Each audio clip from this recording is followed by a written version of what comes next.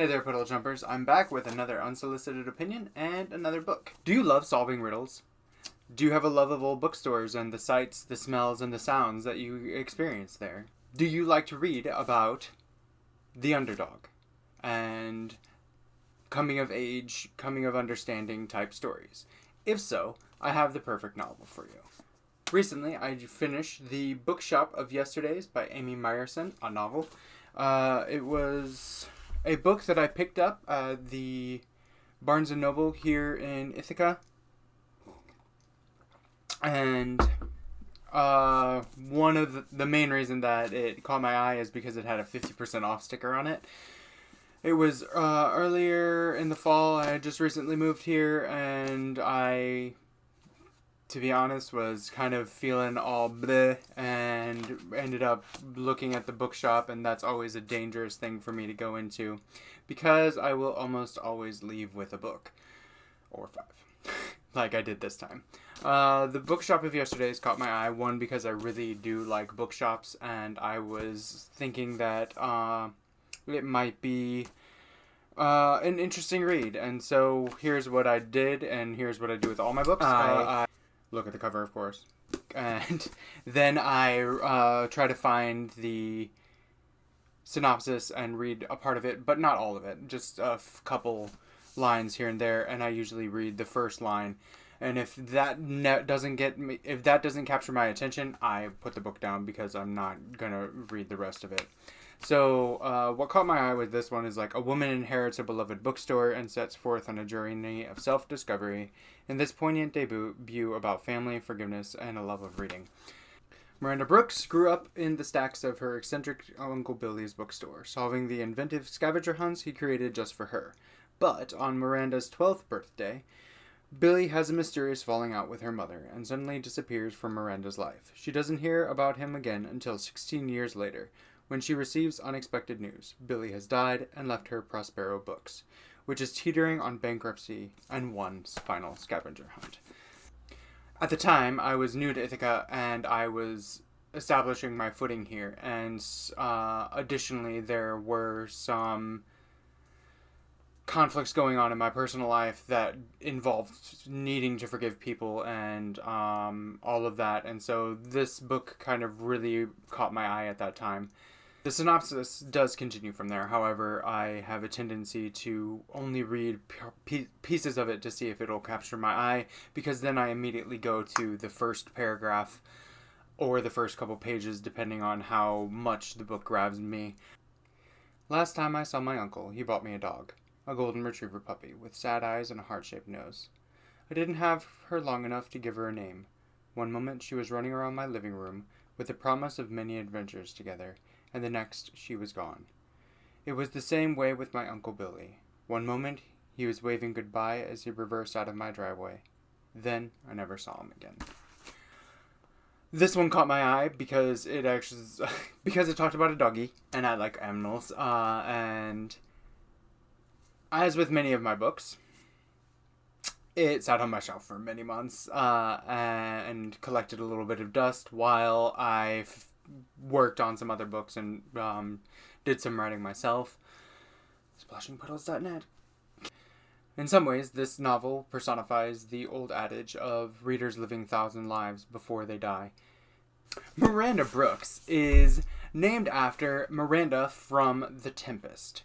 In many ways, a lot of the events of the novel center around some of the themes of The Tempest, and definitely some of the characters. The bookshop itself that we're talking about throughout the majority of the novel is named after Prospero.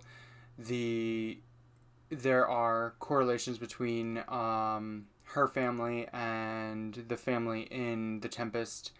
It's a very fun read.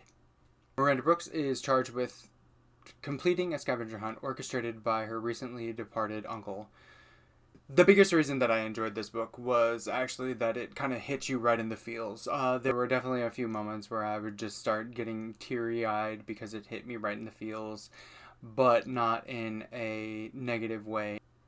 when the book hit me in the feels, it would be an opportunity for me to reflect on my own life and the blessings that I have and all of that, which is super fun when you are reading a book and you can also gain appreciation not only for the artistry of writing but also your own life, and you can have gain appreciations for the things that you have. There is a mystery of a sort that the protagonist is meant to solve as she goes along, about why he suddenly vanished from her life at the age of 12. I did figure it out actually quite early, and I knew exactly what was what that big reveal was going to be. However, it did not detract from any of the reading. I actually, in some ways, enjoyed it more because there were times where I was like, oh, am I wrong? Am I right? Miranda is a very real protagonist, and by real, I mean incredibly annoying at times. She's very human, and I did enjoy that aspect of the novel. There were times that I just wanted to shake her and be like, what are you doing? Go hug that woman. Tell that person how you feel. Don't lead this person on. Like, all of these things are happening, and you just want to yell at the protagonist, and that in many ways is a fun novel. It's almost like when you're watching a scary movie and you just be like, bitch, don't go up there. So although Miranda did annoy the crap out of me at times, I have a deeper connection with her than I have had with other protagonists because she was so human. In many ways, she became like a friend, one of those friends that does those things that annoy you, but you still kind of understand why they did it, and so you kind of let them slide. She's just one of those type of people.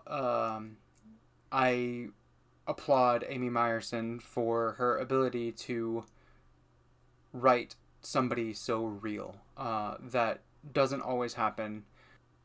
Sometimes when authors try to have a relatable character, they end up being a little bit of a caricature of humans, or they end up being a caricature of somebody in real life, or they end up being just a basic trope. And Miranda is just very human. If you like a feel-good story, if you like a little bit of a mystery, if you like a little bit of drama, this is a novel for you. Peace.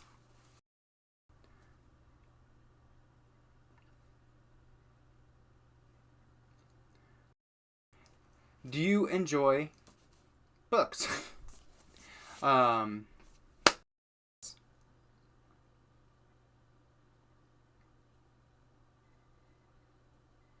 the book. It is her debut novel, and it is her debut novel. No.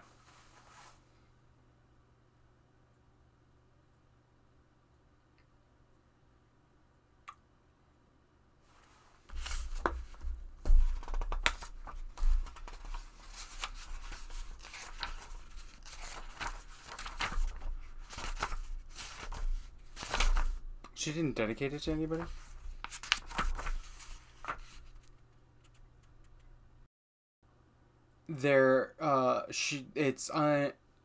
In many ways, it still had a powerful message and a powerful way.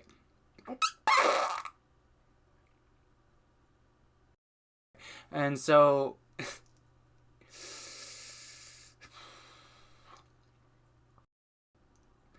she has archetypes, however. Cover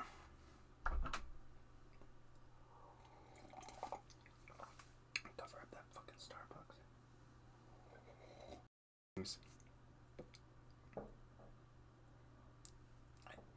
I fought it.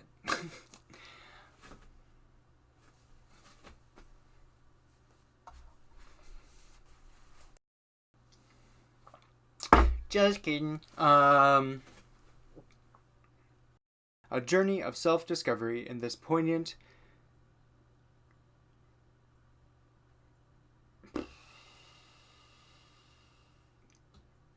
If so, I have the paragraph.